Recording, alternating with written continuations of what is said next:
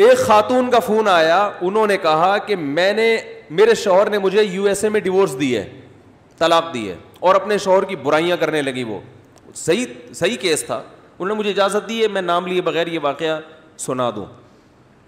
شوہر بڑا نالائق, جو انہوں نے بتایا ایسا یوں بہت پوری کہ وہ غلط تھا وغیرہ وغیرہ. اب اس نے مجھے ڈیورس دے دی ہے. اب یو ایس اے کی عدالت کہتی ہے کہ اپنی پراپرٹی میں اتنا حصہ, بولو بھائی, وائف کو دو. مجھے انہوں نے کہا کہ مفتی صاحب میں عدالت میں کیس کر کے بڑے آرام سے کروڑوں روپے کی مالک بن سکتی ہوں. بات آ رہی ہے سمجھ میں؟ عدالت نے بچے میرے حوالے کر دیے ہیں, سب کچھ ہو گیا.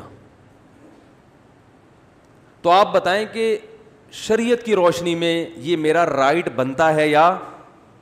سنو میرے بھائی, یہ ہے وہ فیصلہ جس کا قرآن ذکر کر رہا ہے.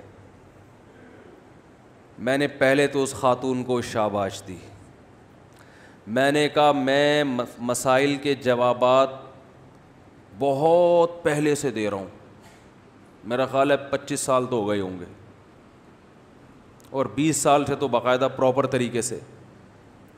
پہلی دفعہ کسی خاتون نے یو ایس اے یا یو کے سے فون کر کے پوچھا ہے کہ عدالت مجھے کروڑوں روپے شوہر کی پراپرٹی میں سے دے رہی ہے, کیا یہ میرے لیے حلال بھی ہیں یا نہیں ہے؟ ورنہ جب گورنمنٹ دے رہی ہو تو لوگ باپ کا مال سمجھ کے پی جاتے ہیں. سمجھ میں آ رہی بات؟ جبکہ وہ شوہر بقول ان کے خراب بھی تھا, اب حقیقت میں تھا نہیں تھا تو اللہ ہی جانے نا. اب ہم نے تو ایک طرف کی بات سنی ہے, فرض کر لیتے ہیں خراب تھا, وہ ہو بھی سکتا ہے,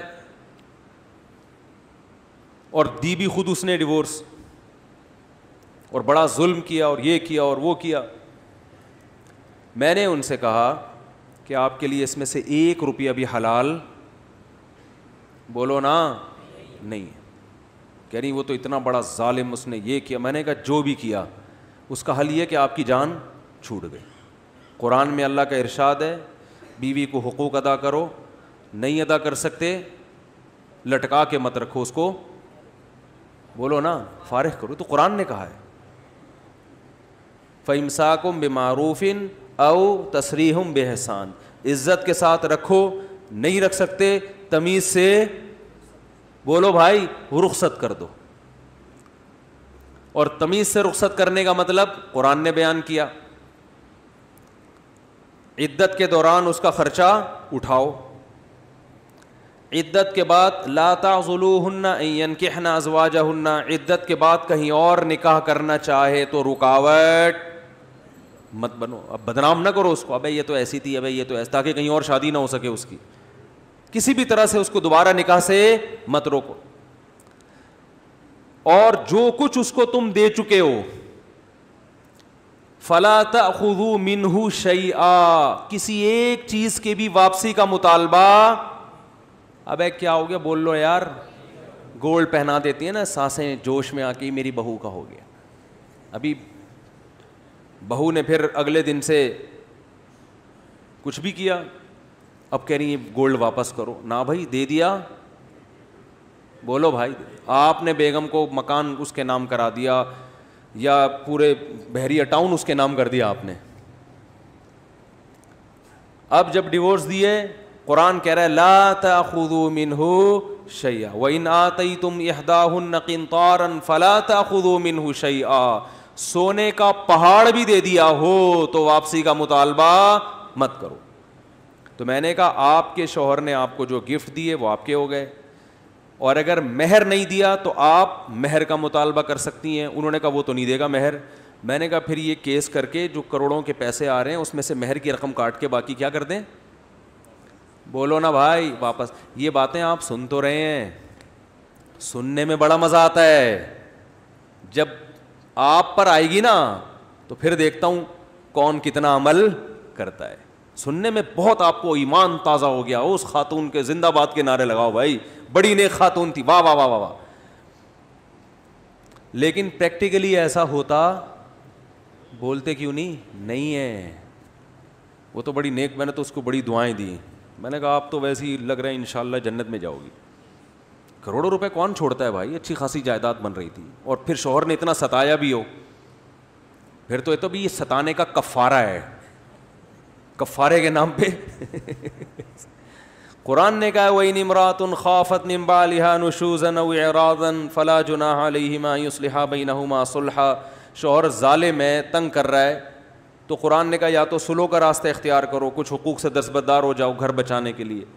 نہیں ہو رہا تو قرآن نے کہا وَإِن يَتَفَرَّقَا, علیحدگی اختیار کرو, اس سے خلا لے لو, طلاق کا مطالبہ کر لو, کچھ حق معاف کر کے کسی طرح جان چھڑاؤ اس سے. تو وہ چھوڑ گئی نا جان, شکر ہے لٹکا کے نہیں رکھا, ظالم تھا چھوڑ دیا. کہہ رہی ہیں ایسی کنڈیشن میں آ کے چھوڑا ہے, اب عمر زیادہ ہو گئی, اب تو کہیں شادی کا بھی مسئلے امکان مشکل ہے. تو میں نے کہا بھائی دیکھیں اس پر تو سوچا جا سکتا ہے, غور کیا جا سکتا ہے, آپ نے پہلے طلاق کیوں نہیں لی اس سے, جب ظالم تھا تو پہلے ہی طلاق لے لیتی, اور اس نے لٹکایا, اتنا ٹائم کر دیا. یہ سب چیزوں کی سزا ہو سکتی ہے, کچھ بھی ہو سکتا ہے. پیسے حلال, ابھی تو بات چل رہی ہے اس کا, وہ اس کے جو ہے نا کیا اس نے کیا کیا نہیں کیا, یہ ایک الگ ٹاپک ہے. اس کی وجہ سے کسی کے پیسے آپ کے لیے حلال نہیں ہو جائیں گے. اور آج عدالتوں میں دیکھو ہو گیا رہا ہے, عدالت میں خلا کی ڈگری دائر کی جاتی ہے, خلا لے لیا جاتا ہے, اس کے بعد اب خلا کا 6 مہینے بعد مثال کے طور پر عدالت نے خلا دیا, تو عدالت الگ سے پھر شوہر کے ذمے بہت سے خرچے ڈال رہی ہوتی ہے جو شریعت میں بنتے نہیں ہیں. بہت کچھ الٹا سیدھا ہو رہا ہے. یہ ضرور ہے کہ یہاں پر اتنا, کیونکہ تھوڑا اسلامی کنٹری ہے تو بالکل ہی کنٹرول سے باہر نہیں ہے. یورپ اور امریکہ میں تو ان کے تو قانون ہی بالکل الگ ہے نا, تو یہاں بھی آپ پر لازم ہے کہ عدالت کے فیصلے کے بعد آپ کسی مفتی سے, کسی مستند دارالافتاء سے, اور یاد رکھو کسی شخصیت سے رجوع نہیں کرنا چاہیے, اداروں سے رجوع کرنا چاہیے.